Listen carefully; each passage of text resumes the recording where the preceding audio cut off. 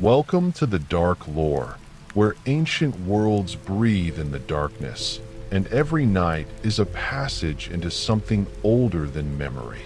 Tonight, the night walks through the Deadlands, that vast and melancholic region of Aethermoor where the great things ended and left their endings behind in stone and silence, and the particular quality of air that exists only in places where something enormous once stood and stands no longer. The Deadlands are not dead in the way that deserts are dead, or in the way that winter fields are dead, waiting for the season to turn and the life to return. They are dead in the permanent sense, in the way that things are dead when what made them alive was not temporary, but was the specific and unrepeatable configuration of circumstances that produced them, and that configuration is gone and will not reassemble. What remains is extraordinary in the way that all ruins are extraordinary, the evidence of what was, preserved in stone and silence, speaking a language that requires a specific quality of attention to hear. Aldric has been in the Deadlands before. He knows their quality of silence, which is different from every other silence in Aethermoor. Not the silence of the verdant reach, which is full of presence, not the silence of the monk's cell, which is the silence of designed purpose, but the silence of absence, of something that was here and is not here, and the space it occupied still holding the shape of what filled it the way a mold holds the shape of what was poured into it and then removed. Tonight he has found something in the Deadlands that he was not looking for and was not expecting. A hall, intact, in a city that should be entirely ruins, and in the hall, at its far end, a throne. The Deadlands begin where the amber roads end, at a border that is not marked by any sign or monument, but that every traveler feels the moment they cross it.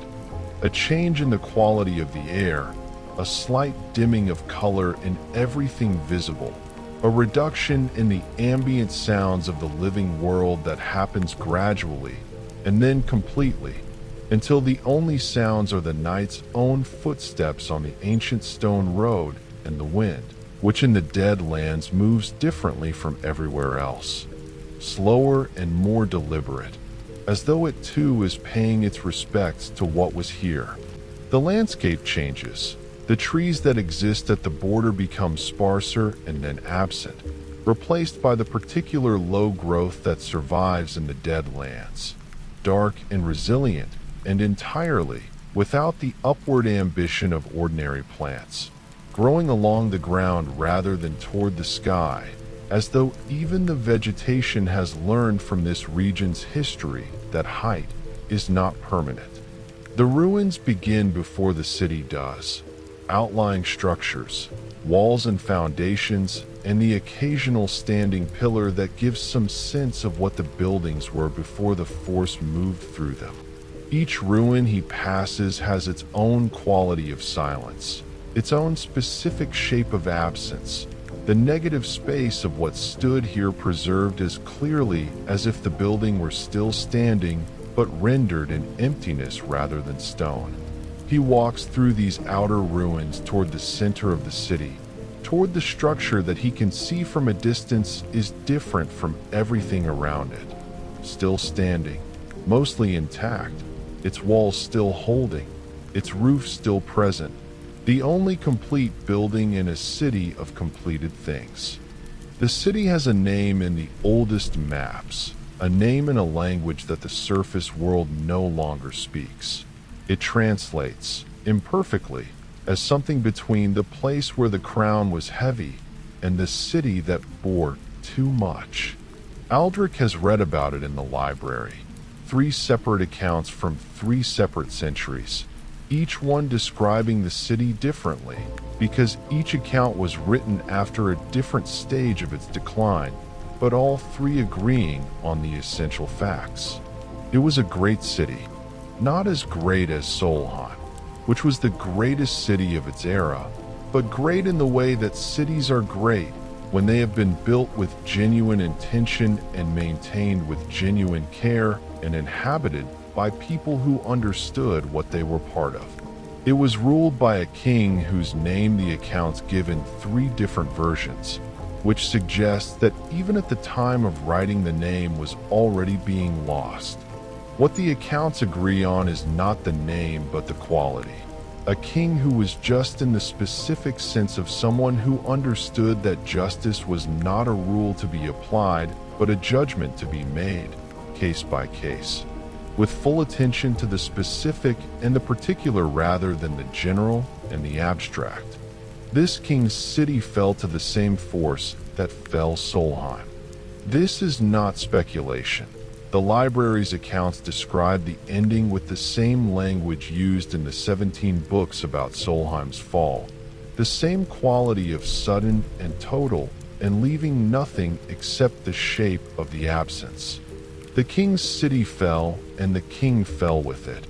And what remains tonight, the one intact building in the city of ruins, is the hall where the king held his court, and at its far end, the throne where he sat when he held it.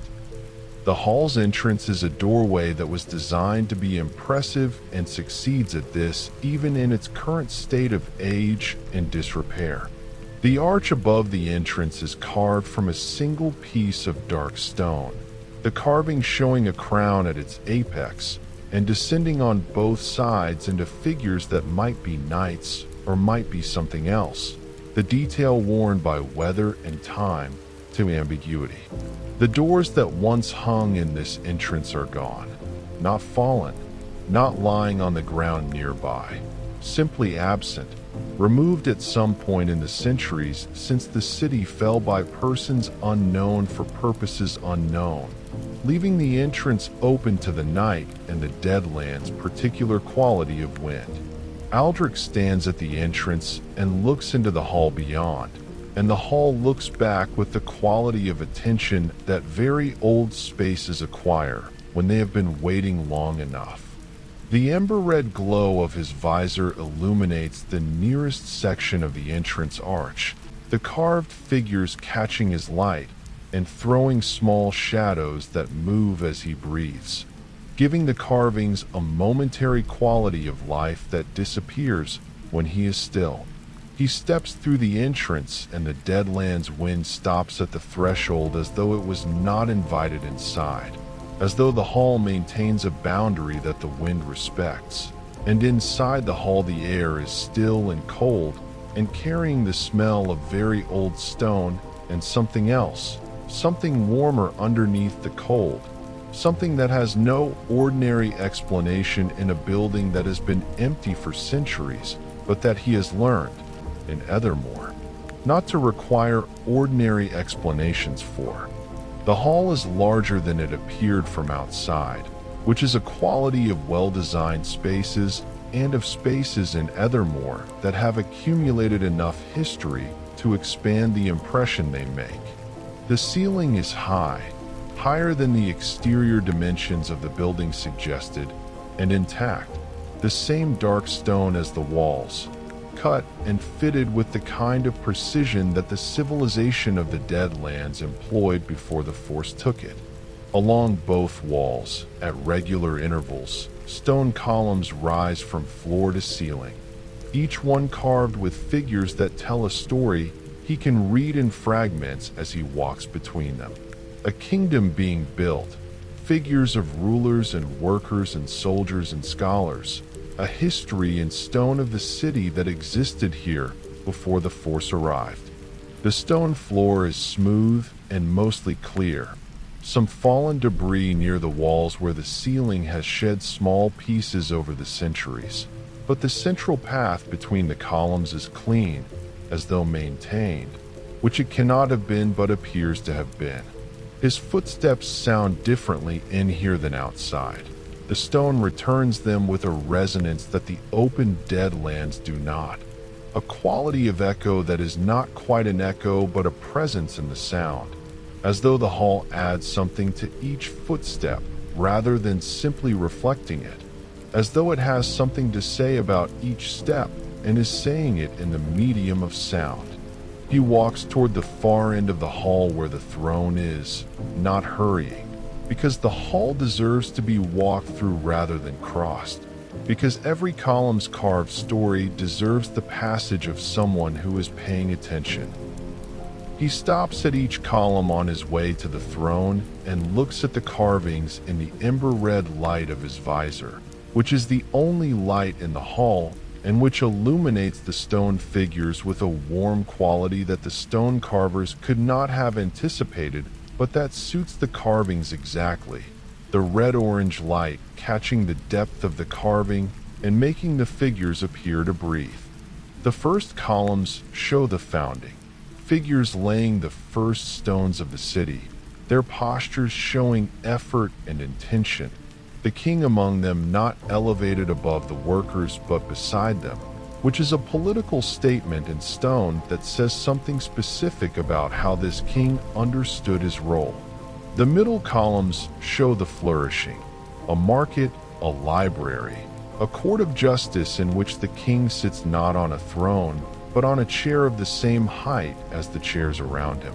Another political statement, another preserved argument about the relationship between the one who judges and those who are judged.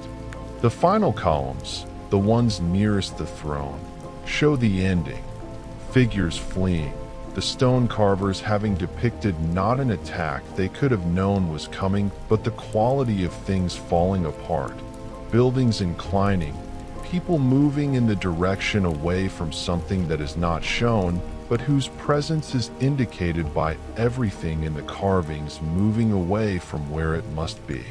Someone carved this after the fact, or someone carved it as a warning that went unheeded, or someone carved it as a record of a truth they understood but could not prevent, and these three possibilities are all equally terrible in their different ways. The throne is at the far end of the hall on a raised platform of 3 steps, and it is extraordinary, not in any decorative sense. It is not gilded, not jeweled, not carved with the elaborate symbolism of thrones designed to impress through ornament.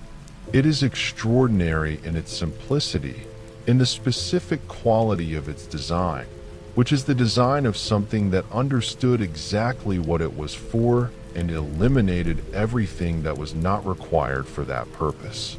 Dark stone, cut from the same material as the hall, formed into a seat that is wide enough for one person and no wider, with arms that extend to exactly the right height for the arms of a person of ordinary size, with a back that rises to exactly the right height to support the head of a person sitting upright, with a depth of seat that is calibrated to allow the person sitting to remain alert rather than to recline into comfort. This throne was not designed for resting. It was designed for the specific posture of someone who was actively engaged in the work of judgment, who needed to be physically alert and mentally present rather than physically comfortable and mentally at ease. It is the throne of someone who took the work seriously, who understood that the quality of the judgment depends on the quality of the attention brought to it, and who built a throne that would support the posture of attention rather than the posture of comfort. He looks at it for a long time from the foot of the steps before he approaches. Narrative wave, character depth, Aldric and the weight of kingship. He sits on the throne. This is not something he decides to do so much as something that happens when his legs reach the steps, and his body understands. From the quality of the throne and the hall and the carved columns and everything he has understood about this king and this city, that sitting is the correct response to this place. The throne receives him with the same quality as the monk's cell's mat, the same quality as the verdant reaches moss. It fits him, not in the physical sense. He is larger than the person this throne was built for, his armor adding bulk that the stone seat was not designed to accommodate, but in the essential sense, in the sense that the purpose of the throne and the purpose of the person sitting in it are not incompatible. He was the captain of Solheim's guard. He was, in the hierarchy of Solheim's power, one position removed from the position this throne represents. He made judgments every day of his service, judgments about men and their readiness and their character and their fitness for the specific responsibilities of protecting a city and a king. He sat in Solheim's great hall and felt the weight of that responsibility and carried it as he carried everything, fully, without pretense, without the alternative of setting it down. The throne of the fallen king is cold beneath his armor and fits him imperfectly, and is in a ruined city in the Deadlands where everything that made it meaningful is gone, and sitting in it he feels something he has not felt since Solheim fell. The specific weight of being responsible for something larger than himself, a weight he has been carrying in its absence ever since he lost the thing that gave it meaning. The throne is cold against the armor in the specific way that old stone is cold. Not the cold of stone that has never been warm, but the cold of stone that was warm for a long time and has been cooling for a long time, and carries in its coldness the memory of the warmth it once had. The way old fireplaces are cold in a different way from walls that have never held a fire. He sits in it and feels this cold, and beneath the cold the warmth memory, and beneath that something else, something that is neither cold nor warm, but a quality of the stone itself. The quality he has been learning to read in the stones of Aethermoor's significant places, the quality of attention that was brought to the making of this stone seat by whoever made it, and the quality of attention that was brought to sitting in it by whoever sat in it, and the accumulated weight of both of those qualities preserved in the material the way the verdant reach preserves events in its rings. He has sat in many chairs on this journey. The herbalist cottage's wide armchair, worn by travelers. The wandering inn's chair at the end of the corridor, cushioned and waiting. Each one preserved in its material the quality of what it was used for. This throne preserves judgment, the specific quality of a mind engaged in the work of determining what is right in a situation where what is right is not obvious, and the cost of being wrong is borne by people who trusted the person in the chair to get it right. This is the heaviest thing he has felt in any stone in Aethermoor, and he sits in it and does not look away from the weight, because he was trained in Solheim's guard, that the correct response to weight is not to avoid it, but to assess it, and then decide whether to carry it or set it down. And this weight he will carry, because it is the weight of something that deserves to be carried. He thinks about Solheim's great hall, the hall where Solheim's king held court, where Aldric stood in his armor at the side of the throne as the captain of the guard stands, present and alert and available, but not part of the proceedings, the observer rather than the participant. He has not thought about Solheim's hall directly since the city fell. He has thought around it, approached it in his memory, and then moved away before the full image assembled, the way you avoid looking directly at something too bright or too painful to look at directly. Here, in another king's hall, with another king's throne beneath him, the avoidance fails. The hall assembles itself in his memory with complete clarity. The columns, different from these columns in their style, but serving the same function. The throne, different from this throne in its material, but expressing the same understanding of what a throne is for.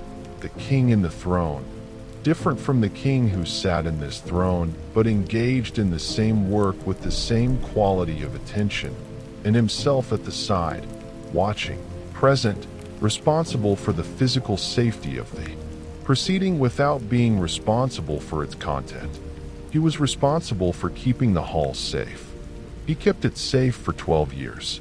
And then Malachar made his move and Aldric's unit was arrested, and Solheim's hall was not kept safe, and the king was not kept safe, And what the force found when it arrived was a city whose guard had been removed from the guard's position by the action of the person the guard was supposed to protect against. He has not thought about this sequence with this clarity before. The monk's cell gave him the understanding about the crown fragments. This hall is giving him something else, the specific shape of what Malachar did and what it cost. From the throne, the hall looks different than it did from the entrance. The perspective shifts everything. The columns that were on his sides as he walked are now before him. Their carved histories facing him from both sides simultaneously, the entire story of the city visible at once rather than in sequence. He sees from the throne what the king saw every time he sat here to hold court. The full span of the hall, the columns with their stories, the entrance at the far end through which everyone who came before him entered, all of it visible, all of it present to whoever sits in this chair and is willing to look. The ember-red glow of his visor illuminates the hall in a warm red-orange light that reaches the nearest columns clearly and the farther ones in diminishing warmth, so that the hall fades from warm light near the throne to cold dark near the entrance, exactly reversing the perspective from which he entered. From the entrance, the hall appeared to recede into darkness toward the throne. From the throne, the hall appears to emerge from darkness toward the light of the throne, toward whoever sits here and holds the light. He understands, sitting in this throne in this hall in this ruined city, why the king built the throne here and why the throne is what it is. Not for the king's comfort, but for the king's clarity, for the specific quality of seeing that is available only from this position, at this height, in this hall, with this view. Narrative wave, world lore, the Black Throne's memory. The stone of the throne is not ordinary stone. He knows this now that he is sitting in it, now that his armor is in contact with its surface and his body is receiving from it what the stone has to give, which is the same quality of accumulated warmth that the monk's cell's walls gave him, but different in its content. The monk's cell held the accumulated understanding of 400 years of listeners sitting in silence. The Black Throne holds the accumulated judgment of a king who sat in it for the entire length of his reign, every day, for every case that came before him, making the decisions that a king makes and that no one else can make, bearing the specific loneliness of the person in the chair that no one else occupies.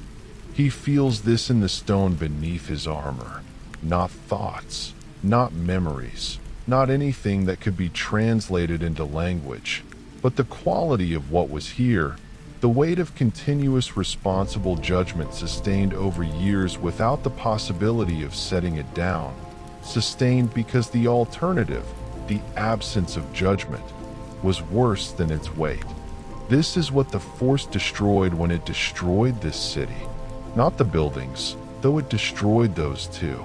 Not the people, though it destroyed those too.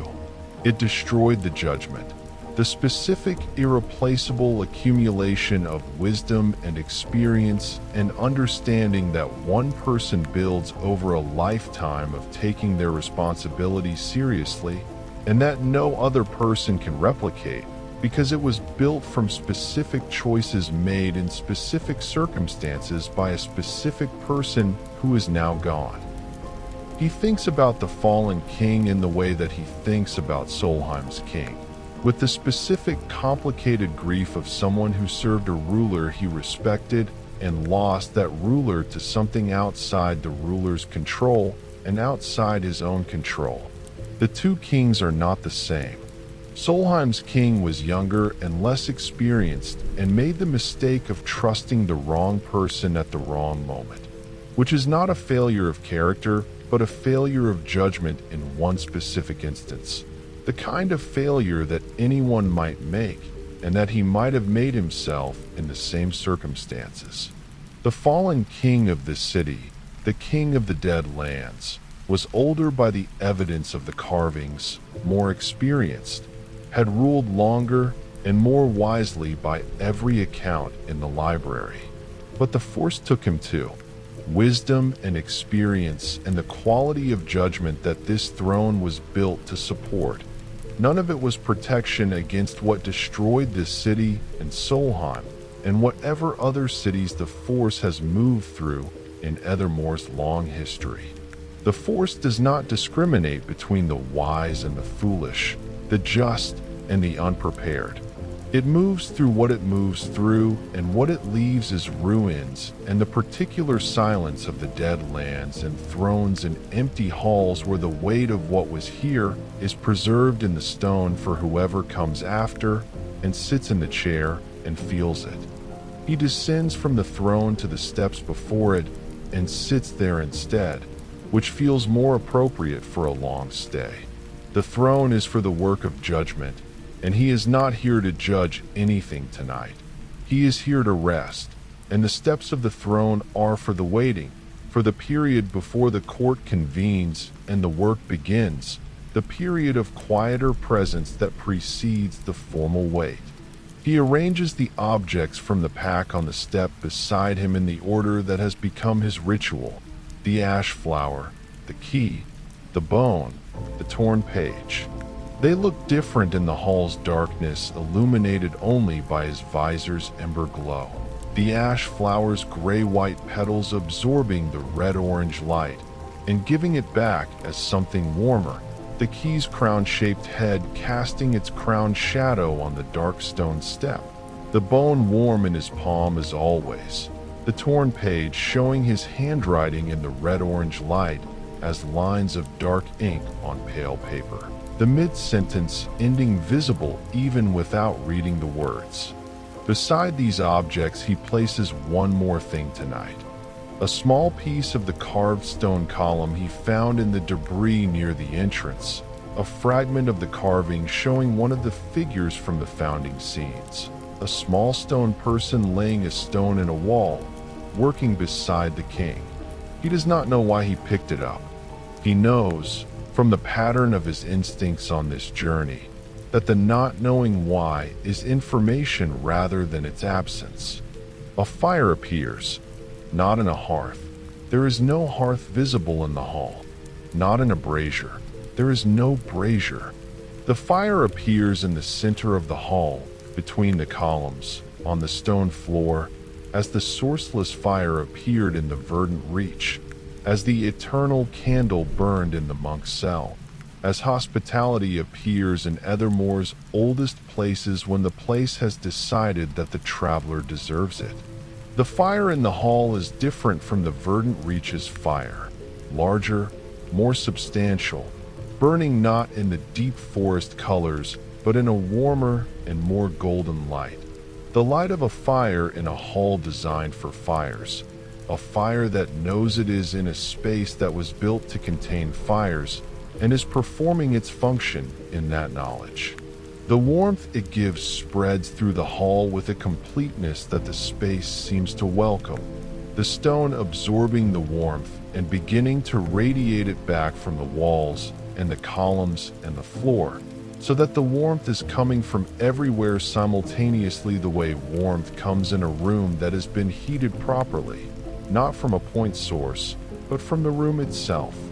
He sits on the throne steps with the fire before him and the throne above him and the carved columns on either side and the hall extending to the dark entrance ahead.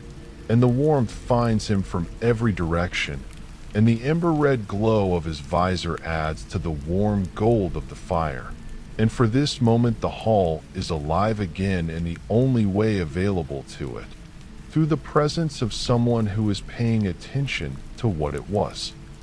Narrative wave, world lore, the Deadlands' true nature.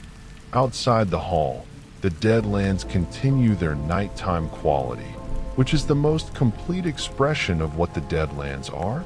By day they are melancholy, by night they are something more, not frightening. Fear is the wrong response to the Deadlands, and those who live near them know this. Know that the Deadlands do not threaten but mourn, that the quality of the night here is the quality of mourning sustained over centuries until it has become something structural rather than emotional, built into the fabric of the place the way grief becomes, in some people, not a feeling they have, but a quality of how they exist. The Deadlands at night are Aethermoor mourning its own losses. Every ruin visible in the moonless dark is a specific loss with a specific character. This city lost its king and its judgment. The valley lost its dragons and their extraordinary lives. Other ruins in other parts of the Deadlands lost other things that Aethermoor has not yet finished grieving. He has been in the Deadlands enough to stop finding this oppressive and start finding it honest. A world that shows its losses is more trustworthy than one that hides them. And Aethermoor's losses are shown in the Deadlands with a completeness and a dignity that he finds, sitting in the hall with the fire and the throne and the carved columns, not sorrowful but appropriate. Loss is appropriate to grief. These things deserve to last longer than they did. The grief of the Deadlands is not weakness, but the accurate response to an accurate understanding of what was taken. The force that made the Deadlands what they are has no name in any language that has survived into the current period of Aethermoor's history. The 17 books in the Library of Forgotten Souls that reference it use 17 different terms, none of which appear to be names, but rather descriptions. The unmaking, the consuming silence, the thing that empties, the walker through cities, the ending that precedes no beginning. The monks of the ancient depths called it something in their language that translates as the absence that moves, which is the most precise description he has found, because what the Force does is not destruction in the ordinary sense, not the smashing of things, or the burning of them, or the tearing of them apart, but the removal of the quality that made them what they were, leaving the physical material intact while taking the essential function. The way a word can be emptied of meaning while its letters remain, the letters standing in the same arrangement, but no longer saying anything, because what made them a word rather than a sequence of symbols has been taken. The Deadlands are full of letters that no longer form words. The physical material of the civilization that was here remains in the ruins, the stone and the carved columns and the intact hall, but the quality that made the stone a city rather than a pile of stone, the quality that made the carved columns a record rather than decorated pillars, the quality that made the hall a place of justice rather than a large interior space. These qualities are what the Force removed, and their absence is what the Deadlands mourn, and their presence in the intact. Hall is why the hall survived, because the hall's quality of justice is apparently something the Force could not or did not take, and the survival of that quality in the stone is the reason he is here tonight, sitting on its steps, feeling it in the material, carrying it forward into the morning. Narrative wave, faction, the Ashen Vigil makes a move. He becomes aware of a presence at the entrance of the hall the way he becomes aware of things he has trained himself to notice. A change in the quality of the air, a slight shift in the acoustic properties of the space, suggesting something has entered the sound's field, a quality of being observed from a direction he was not previously being observed from. He does not reach for Ashrender. He does not stand. He simply becomes more present, more alert in the specific way of someone who has faced enough things to know that the first response to an unknown presence is information gathering rather than action. The presence at the entrance does not approach. It stands at the threshold, in the doorway where the Deadlands wind stopped, and it stands there with the quality of someone who has arrived at a destination and is uncertain about the next step, which is a human quality and therefore somewhat reassuring. After a long moment, the presence speaks, One sentence, in Aethermoor's common tongue, spoken quietly but clearly in the hall's resonant acoustics so that it reaches him at the throne's steps without difficulty. We have been following you since the verdant reach, Aldric of the Ashen Crown, and we believe you are the only person in Aethermoor who can complete what Solheim started. And then the presence withdraws back into the Deadlands night, leaving only the quality of its having been there and the name it used, his real name, the name he has not used or heard spoken since Solheim fell. His name, spoken in the Hall of the Fallen King in the Deadlands, in the middle of the night, by someone who withdrew before he could respond or question or even fully turn to face the entrance. Aldric. He has not heard it in so long that it arrives with the particular shock of things that are familiar and forgotten simultaneously. The shock of a word you knew once and stopped using and encounter unexpectedly and find it both entirely known and entirely strange. The way your own face in an unexpected mirror can be both immediately recognized and briefly alien. They know his name. The people who have been tracking him, the ones the old man in the settlement described, the ones he has been calling the Ashen Vigil in his own mind since he gave them a name to think about them by.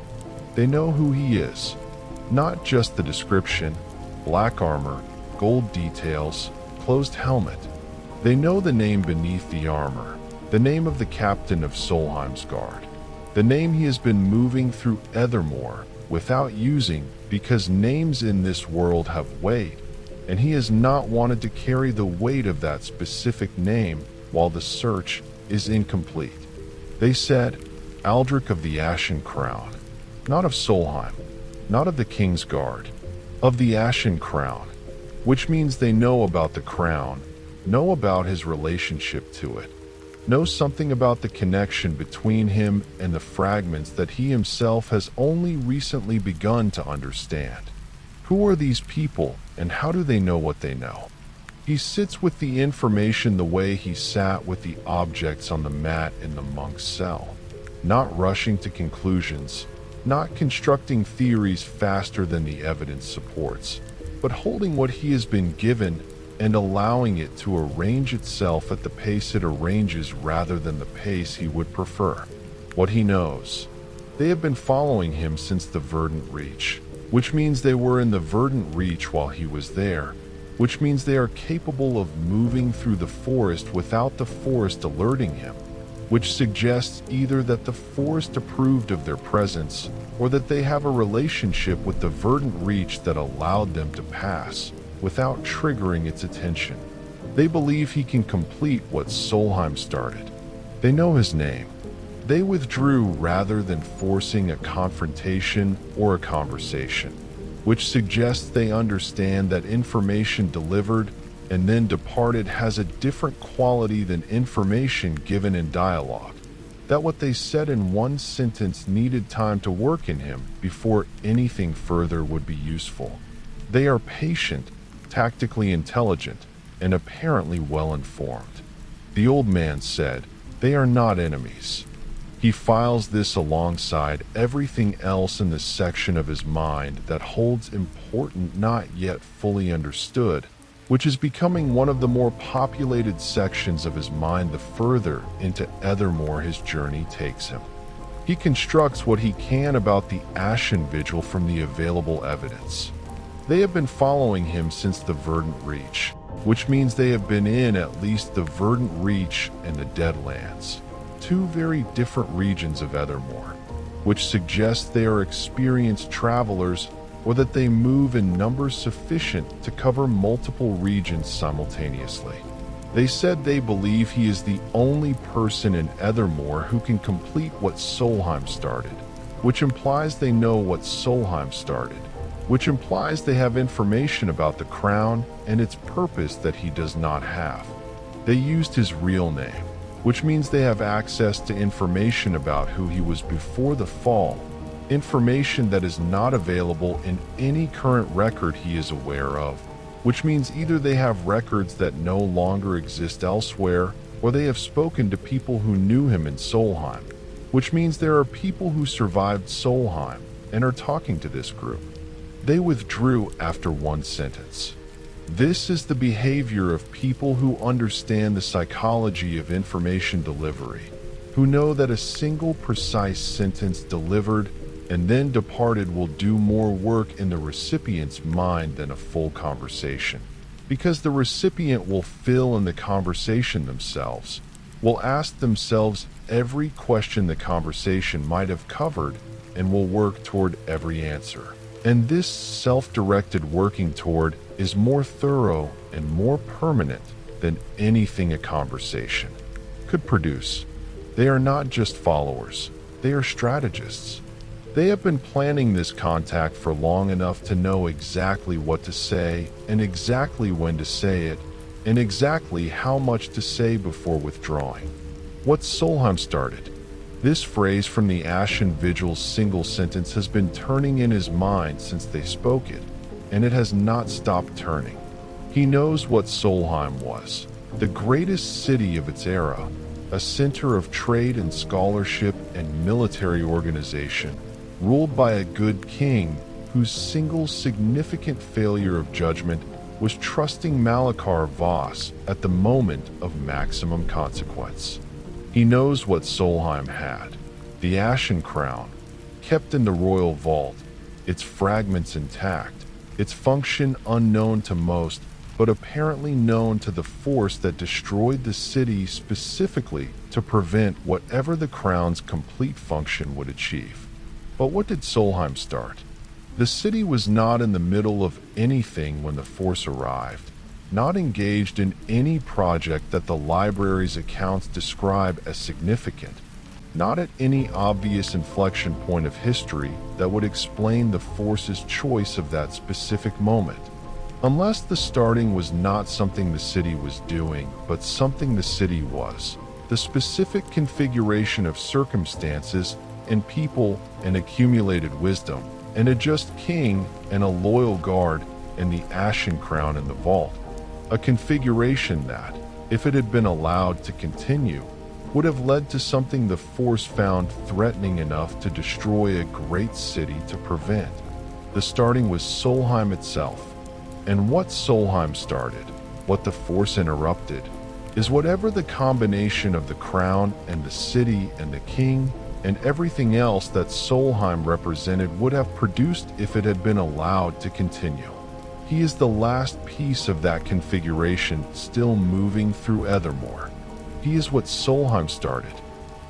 The fire in the center of the hall burns with the steady warmth of a fire that has been provided rather than built, that has been offered by the hall itself or by whatever force provides such things in Aethermoor's oldest and most meaningful places. He watches it from the throne steps and lets it do what fire does. Occupy the eyes at exactly the right level of engagement, neither so demanding that it requires active attention, nor so uninteresting that the eyes move away. The exact quality of visual engagement that allows the mind to do its secondary work while the eyes are occupied. He has been thinking about the throne and the fallen king and his own name spoken in this hall and the Ashen Vigil's message.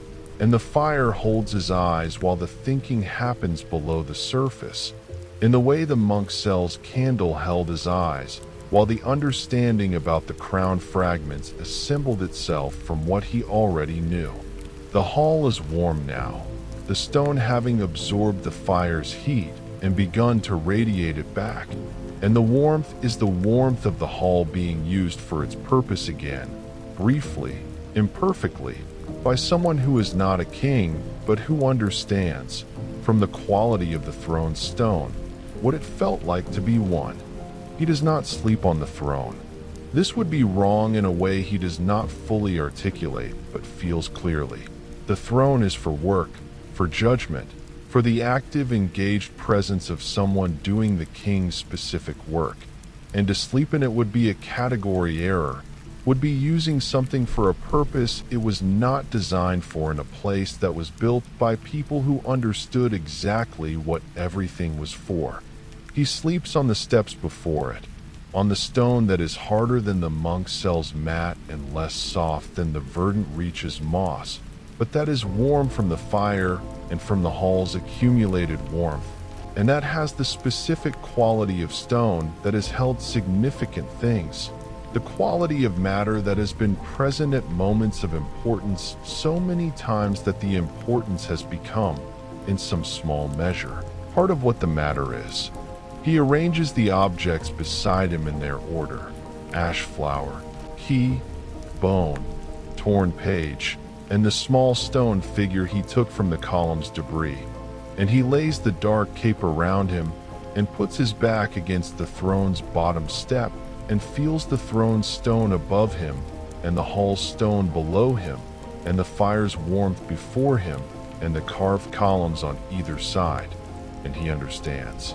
As he understood in the herbalist's cottage and the wandering inn and the dragon's graveyard and the library and the monk's cell and the verdant reach, that this place was waiting for him in the specific way that Aethermoor's significant places wait for the people who need them, with the patience of stone and the welcome of somewhere that has been prepared. The silence in the Black Throne's hall is different from every other silence he has rested in. The monk's cell silence was designed, engineered into the stone by people who understood silence as a tool. The verdant reach's silence was living, full of the forest's presence and attention. The dragon's graveyard silence was the silence of things that have been resting for a very long time and intend to continue. The hall's silence is the silence of interruption, the silence of something that was not finished when it was stopped, that has been in the middle of its function ever since the force arrived and took away everything that the function required. Courts do not end cleanly. The last court held in this hall before the force came was not a conclusion, but a continuation of all the courts before it. Another day in the ongoing work of a just king governing a city that needed governing. And then the force came and the court never resumed, and the hall has been in the middle of a session ever since, waiting in the silence of interrupted purpose for the next person who would enter and sit at the throne's step and feel the weight of what was being held here in suspension. He is that person tonight, and the silence of the hall is the silence of something that is found, at last, the presence it was interrupted from having, and is settling around that presence with the quality of something long deferred finally arriving. The night deepens around the hall as it deepens around everything in the Deadlands, with a thoroughness and a completeness that is unique to this region, the dark becoming more itself rather than simply more dark, acquiring a positive quality rather than a merely negative one, the quality of the Deadlands' grief, which is most complete and most present in the deepest part of the night. Inside the hall, the fire continues and the warmth continues, and the ember-red glow of his visor continues at its sleep-approaching level. And these warm presences create a world within a world. The warmth and the light of a hall in use contained within the cold dark of the Deadlands night. A small preserved version of what this place was when it was alive, contained within the enormous silence of what it has been since. He lies on the throne's steps with the objects beside him and the fire before him and the throne above him, and feels the hall settle around him the way places settle when they have accepted that the person in them is staying. When they shift from the quality of a place that contains a visitor to the quality of a place that holds a guest, which is a different quality and one that he has learned to recognize and appreciate as one of Aethermoor's most specific gifts to those who travel it with thee. Right attention. Narrative wave, philosophical reflection, legacy and memory. He thinks about legacy, not in the abstract sense, but in the specific sense of what remains when the person is gone and the city is gone and the time that produced both is gone. The fallen king left behind a hall that is still standing. This is not nothing.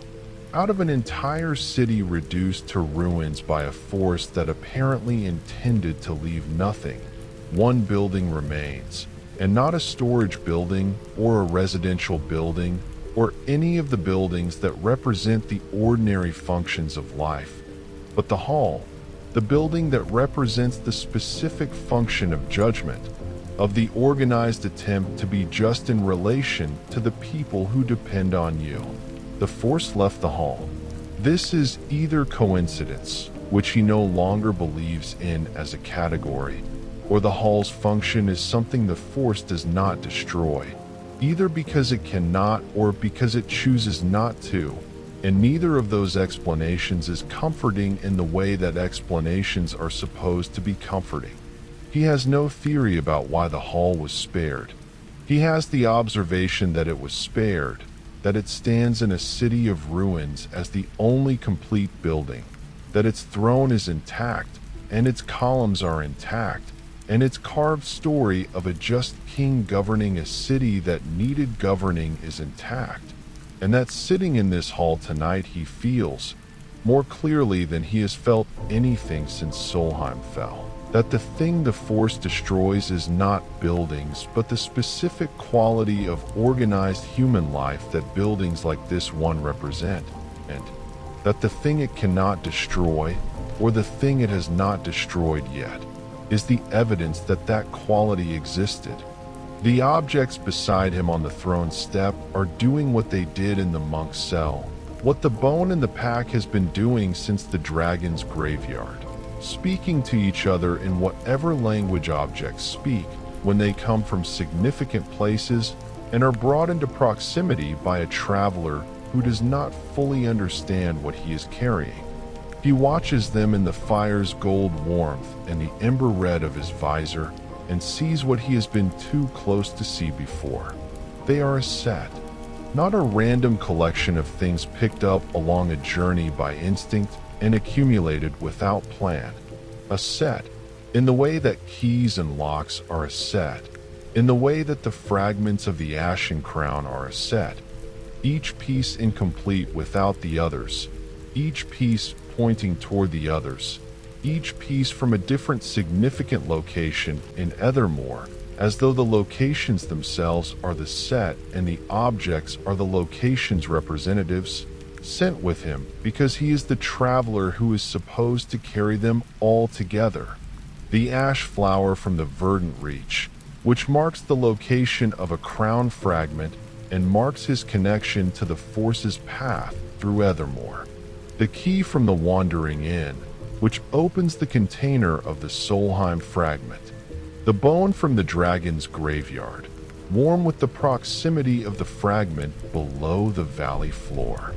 The torn page from the library, which describes the future in which he carries a fragment he found in the verdant reach. And the small stone figure from this hall's column, which he picked up tonight without knowing why, which represents what he has learned tonight. The founding, the first stone, the beginning of something that deserves to continue. 5 objects, 5 locations, 5 pieces of a message he is only now beginning to read as a single thing rather than 5 separate things. The crown is a set too. He has known this since the monk's cell, where the understanding of the fragments assembled itself from what the objects and the silence gave him. But sitting in the black throne's hall with the 5 objects arranged on the steps, and the fire's warmth reaching him from the center of the hall, and the throne above him, and the carved columns around him, the setness of the crown becomes more than an abstract understanding and something felt. The way the throne's weight was felt rather than thought. The crown was made in pieces. This is not what happened to it when Solheim fell.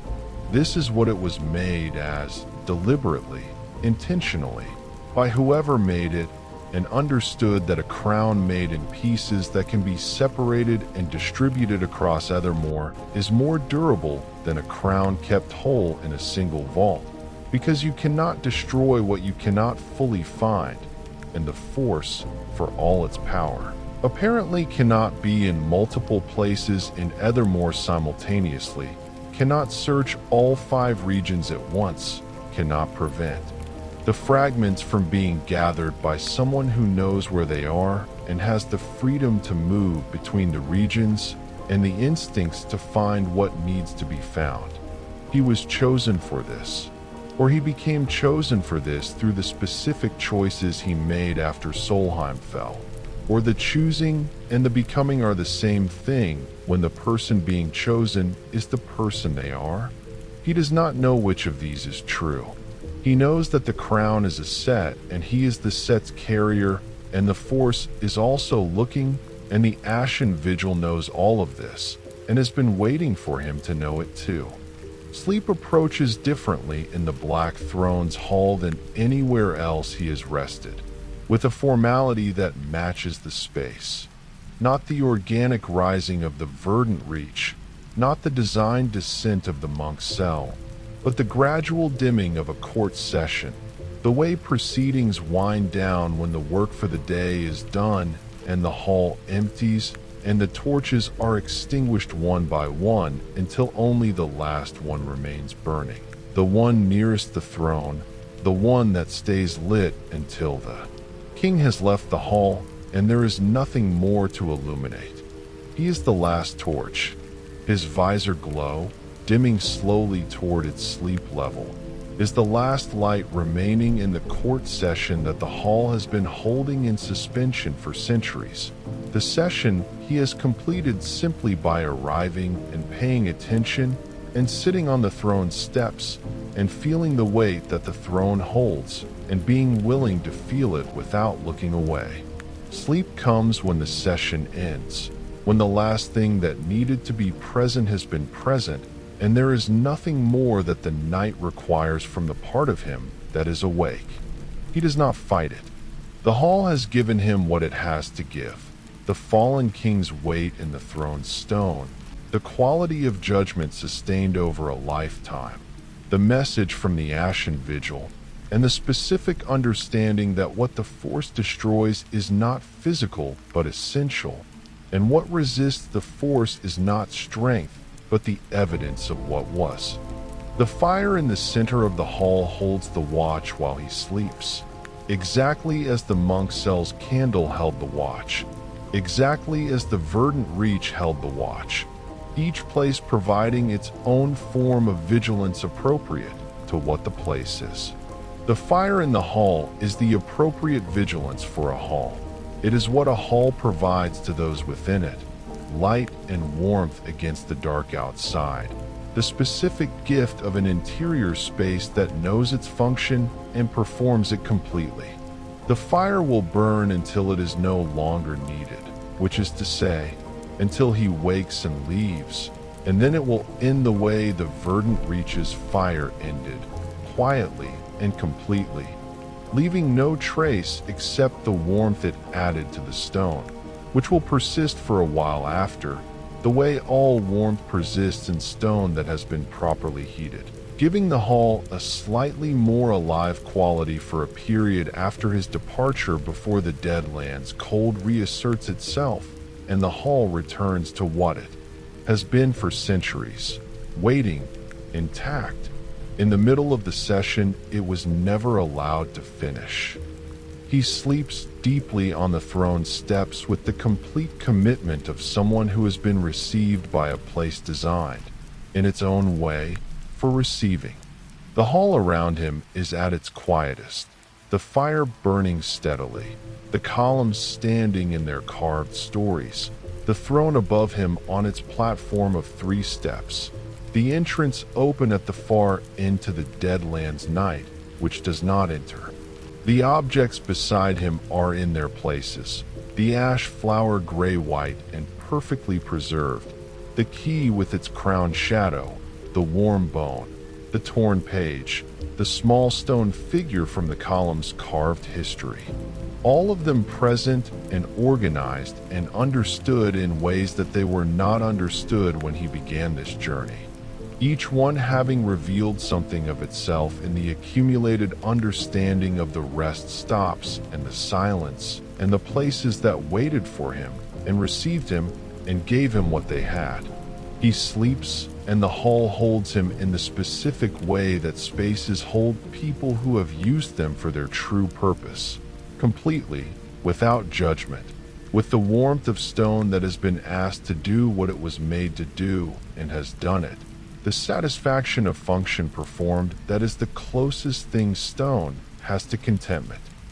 Outside the hall, the Deadlands continue their ancient mourning, the ruins standing in the dark with the quality of things that know what they are and have accepted it without requiring consolation. The force moved through this city and left these ruins and the hall standing among them. And the ruins and the hall have been together in this relationship for centuries, the ruins being what the force left and the hall being what the force did not take. And between them the Deadland silence, which is neither the ruin's silence nor the hall's silence, but both simultaneously, the silence of loss and the silence of what survived loss, held together in the specific way that grief and continuity are always held together in places where both have been present long enough to become structural rather than momentary. He is sleeping inside the continuity, inside the thing that survived, while outside the ruins stand in their loss. And the relationship between inside and outside tonight is the relationship between what the force could not take and what it took, embodied in stone and space, and the particular quality of the Deadlands air that carries both without distinguishing between them. The way air carries everything without preference. In the third watch of the night, when the Deadlands are at their most completely themselves, the hall makes a sound. Not a structural sound, not the settling of old stone or the movement of debris. A sound that comes from the throne, from the stone of the throne, a single low resonance that is felt in the chest rather than heard with the ears, lasting perhaps 3 seconds and then gone. The stone returning to its silence as completely as though the sound had not occurred. He is asleep and does not hear it, but his body registers it in the way sleeping bodies register significant sounds, with a slight change in the depth of the sleep, a slight surfacing followed by a return to the depths. The sleeping mind is assessing and filing the sound in the category that needs no immediate response but deserves to be remembered, which it will be, imperfectly, as a quality of the night in the hall rather than as a specific sound. A quality of the hall having communicated something in the only medium available to it at this hour, which is the medium of stone speaking to the sleeping body of the person resting against it. The throne communicated something to him while he slept. He will not know what until the morning provides the context in which to understand it. And the morning is coming, slowly, in the way that mornings come to the Deadlands, without color, without the warmth that mornings have in other regions of Aethermoor, but with the honest gray light of a world that does not pretend to be other than what it is. Every place he has rested has given him something specific to what that place is. The herbalist's cottage gave him shelter, and the first object, the dried flower placed in his pack by unknown hands. The wandering and gave him the key and the rest of someone who has been walking too long. The dragon's graveyard gave him the bone and the deep sleep of the earth's ancient warmth and the dream of flight that the dragons offer to whoever rests in their valley.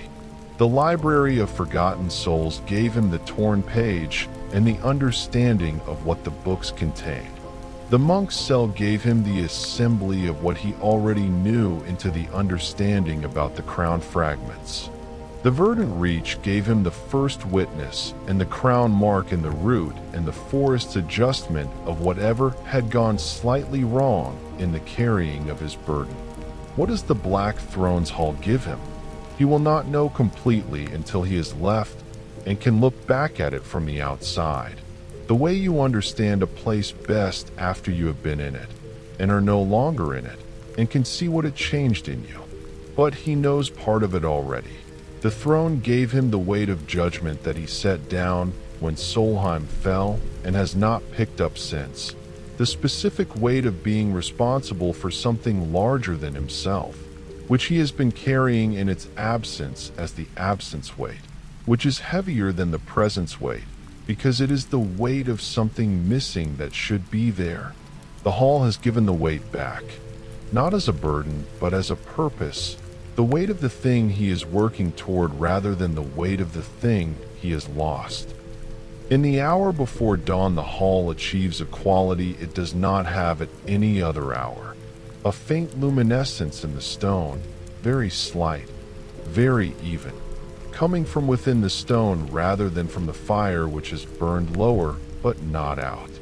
The carved columns glow very faintly, the figures in them catching the stone's inner light and becoming briefly more visible than they are in the fire's warmth alone. Their carved faces and hands and the objects they hold and the stories they tell, all present in the slight luminescence with a clarity that daylight will reduce and firelight could not achieve. He is asleep and does not see this, but it happens around him, the hall's last function of the night, its final performance before the dawn, showing itself as it was, briefly, in the light it generates from the accumulated memory of being what it was for as long as it was it. The light of stored significance releasing itself in the deepest hour before the day begins, and the hall returns to its daytime state of ruins adjacent survival, intact and empty, waiting for the next person who will enter and understand what they have entered. He wakes in the hall the way he woke in the monk's cell, with immediate clarity, with the understanding he fell asleep carrying still intact and organized and present.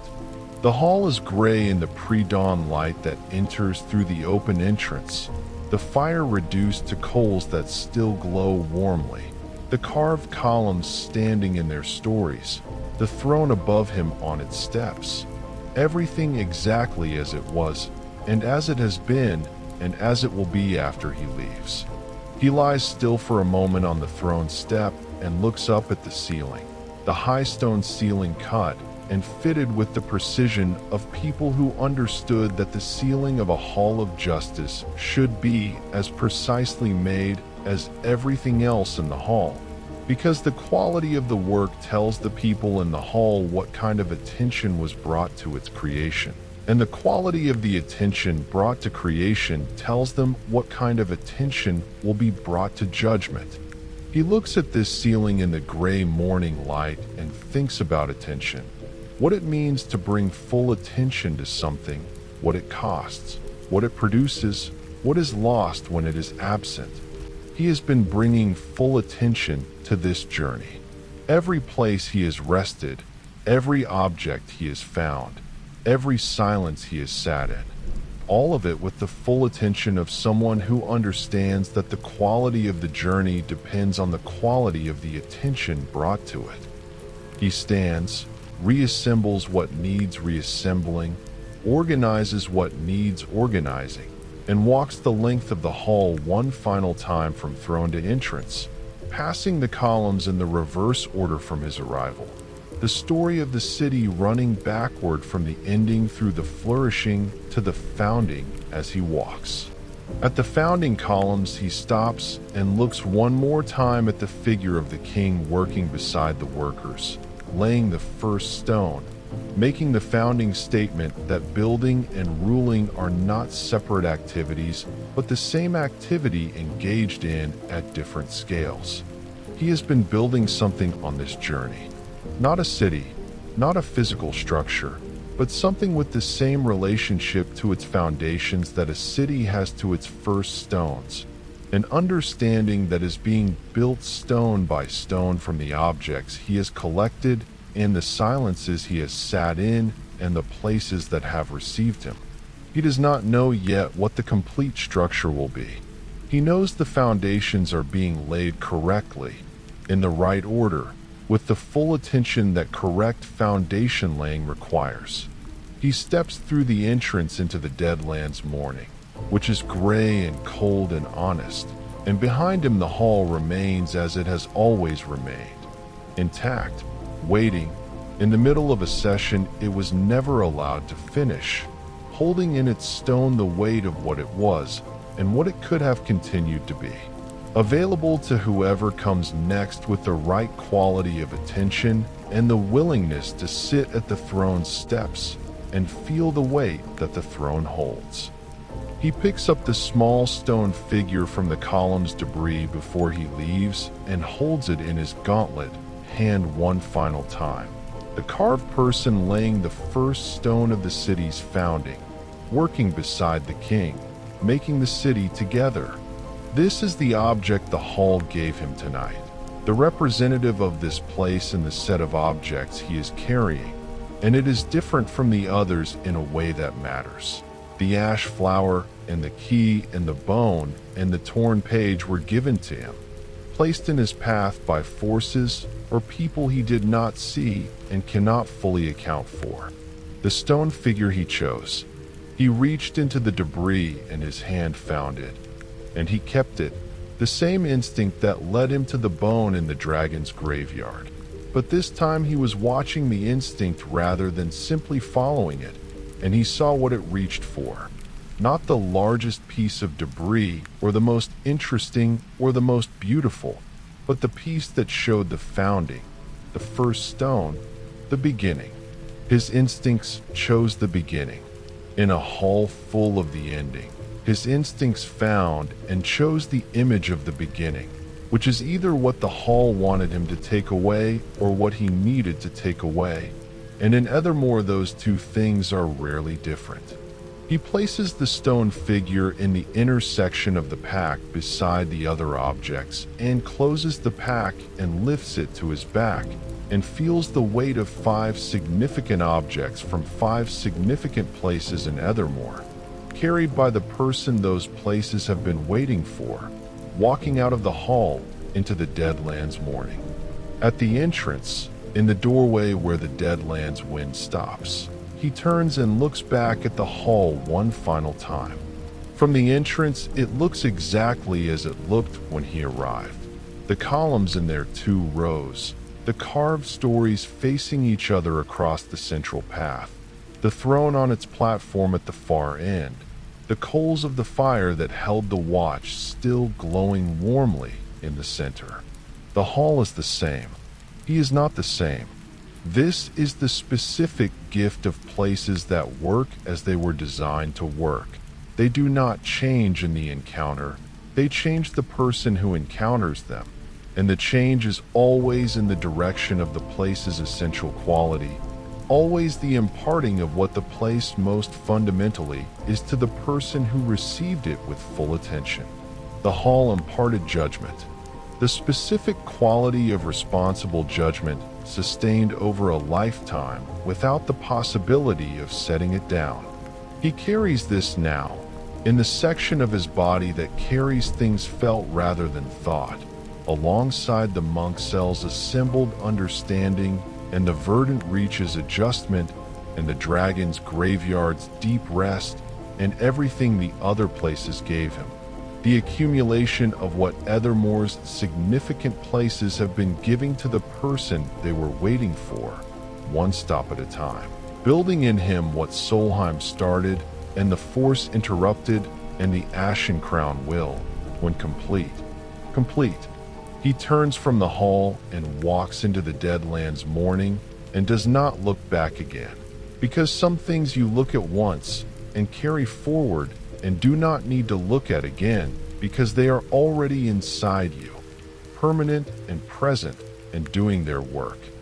He walks away from the city of the fallen king into the Deadlands mourning, Ashrinder at his back, the objects in the pack, the message of the Ashen Vigil in the section of his mind that holds important not yet fully understood, and the throne's weight in the section of his body that holds things felt rather than thought.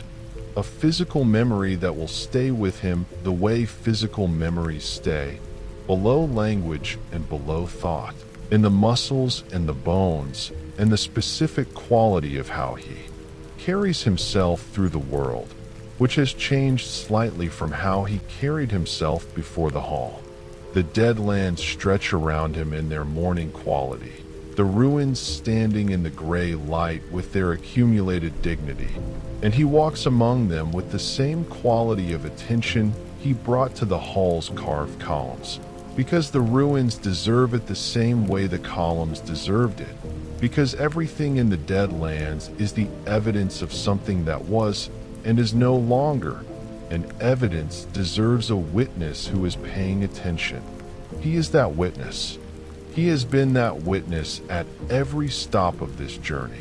The herbalist's cottage and the wandering inn and the dragon's graveyard and the library of forgotten souls and the monk's cell and the verdant reach and now the Black Throne's hall. Each one a specific kind of evidence. Each one deserving and receiving his full attention, each one giving him something in return that he carries forward into whatever comes next. Sleep well, traveler. The Black Throne has been empty for 400 years, but tonight, at least, someone sat at its steps and felt the weight it holds, and the hall was not entirely alone.